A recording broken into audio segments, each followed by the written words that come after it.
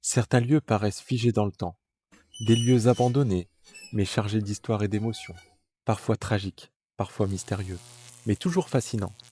Aujourd'hui, on part à la découverte de 3 d'entre eux, chacun unique à sa manière. Si ce type de contenu vous plaît, n'oubliez pas de vous abonner pour ne rien manquer. Pour commencer ce voyage, direction un lieu où l'histoire s'est figée dans la tragédie, un village en France devenu symbole du devoir de mémoire. Oradour-sur-Glane, à quelques kilomètres de Limoges, est figé dans le temps. Le 10 juin 1944, ce village a été le théâtre d'un massacre terrible.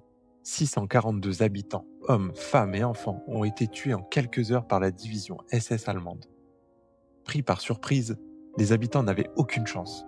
Les hommes furent rassemblés dans la grange et fusillés, tandis que les femmes et les enfants étaient enfermés dans l'église et brûlés vivants.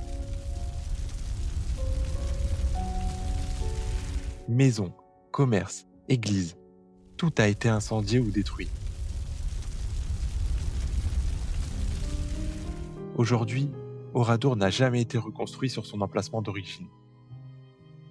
Le village martyr demeure tel qu'il était ce jour-là, persévérant la mémoire de l'horreur.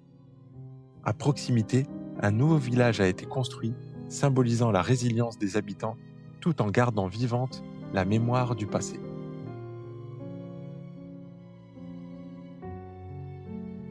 Quand on marche dans ces rues, on entend presque le silence pesant que décrivent tous ceux qui l'ont visité. On a vraiment l'impression que le temps s'est arrêté. Ce lieu, bien qu'effrayant, est essentiel pour le devoir de mémoire. Il nous rappelle jusqu'où peut aller la folie humaine, mais aussi l'importance de ne jamais oublier. Chaque ruine, chaque pierre, chaque vestige raconte cette journée. Et même 80 ans plus tard, Oradour-sur-Glane continue de toucher profondément ceux qui s'y aventurent. C'est un village où l'histoire et l'émotion se croisent, un lieu qui ne peut laisser personne indifférent.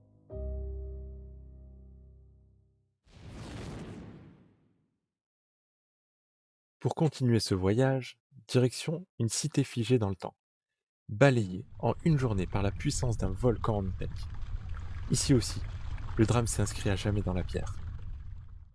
Pompéi, au pied du Vésuve, était une ville prospère, où la vie quotidienne semblait parfaitement ordonnée. Mais un matin de l'an 79, tout bascule. Après quelques grondements, le Vésuve entre en éruption. Une immense colonne de fumée s'élève dans le ciel, plongeant rapidement la ville dans l'obscurité.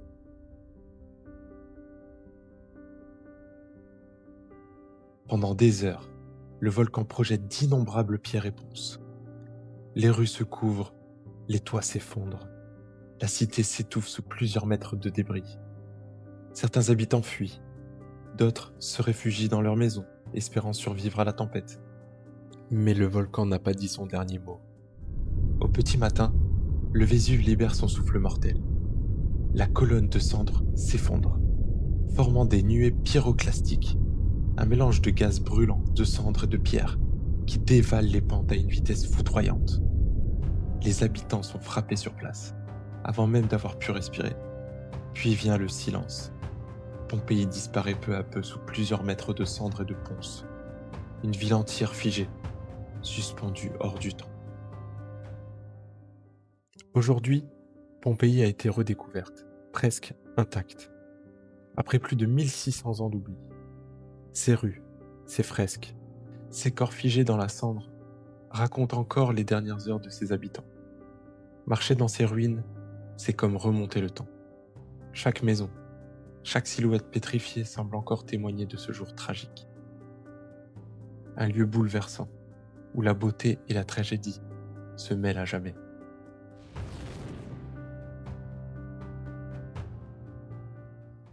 Pour terminer ce voyage, cap sur un autre lieu fantomatique, marqué à jamais par l'une des pires catastrophes du XXe siècle. Une ville où le temps s'est arrêté du jour au lendemain. Tchernobyl. Le 26 avril 1986, à 1h23 du matin, le réacteur numéro 4 de la centrale de Tchernobyl explose. En quelques secondes, la nuit s'illumine et un nuage radioactif s'élève dans le ciel. À quelques kilomètres de là, la ville de Pripyat s'endort, sans savoir que tout va changer. Le lendemain, les habitants sont évacués en urgence. Ils laissent tout derrière eux, jouets, livres, vêtements. On leur dit qu'ils reviendront dans quelques jours, mais personne n'est jamais revenu. Les jours suivants, le monde découvre peu à peu l'ampleur de la catastrophe. Des milliers de personnes sont envoyées sur place pour contenir le désastre, les liquidateurs. Beaucoup y laisseront leur santé, parfois leur vie, pour éviter une tragédie encore plus grande.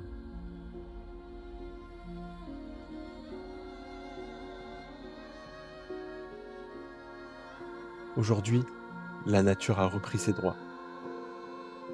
Les rues sont envahies par les arbres, les immeubles s'effondrent lentement, le temps s'est figé, comme si tout s'était arrêté à ce moment précis.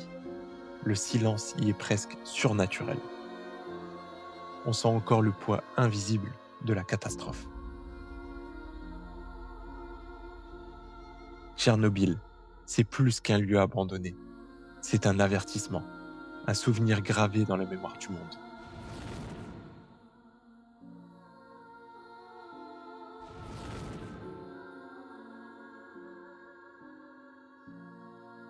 Trois lieux, trois histoires, chacun avec sa propre atmosphère et son mystère. Et vous, parmi ces trois endroits, lequel vous a le plus touché ou intrigué? N'hésitez pas à partager votre avis dans les commentaires. J'ai hâte de lire vos impressions. Si vous ne l'avez pas encore fait, pensez à liker et vous abonner pour découvrir encore plus de lieux fascinants.